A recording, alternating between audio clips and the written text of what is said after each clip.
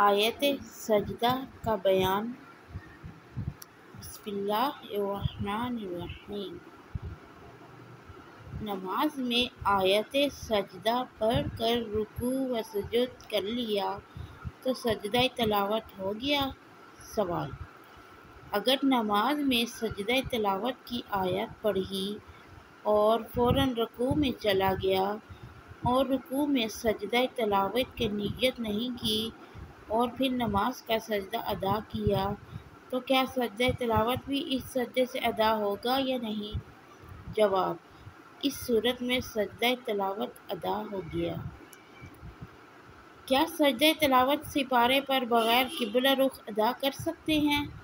سوال: سجدہ تلاوت قرآن پاک کیا اسی وقت کرنا چاہیے جس وقت اس کو پڑھیں یا پھر دیر سے بھی کر سکتے ہیں؟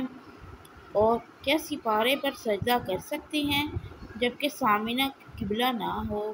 بعض لوگ ایسا کرتے ہیں کہ قرآن پاک کے بعد کہتے ہیں کہ ایک انسان 14 سجدے کرے، آیا یہ درست ہے یا نہیں؟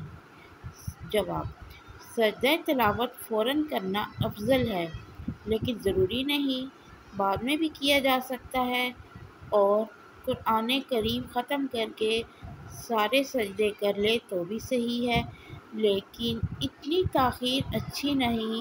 کیا خبر کہ قرآن کے ختم ہونے سے پہلے ہی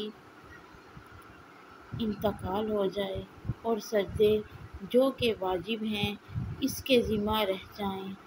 سپارے پر سجدہ نہیں ہوتا، قبلہ رخ ہو کر زمین پر سجدہ کرنا چاہیے۔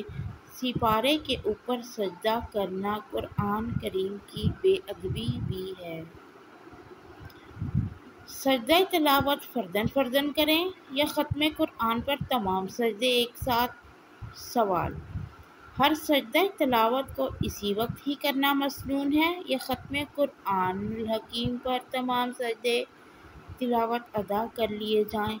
کون سا طریقہ زیادہ افضل ہے؟ جواب: قرآن کریم کے تمام سجدوں کو جمع کرنا خلاف سنت ہے۔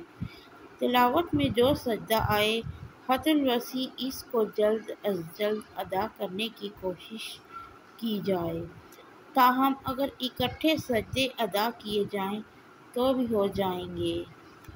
جزاک اللہ۔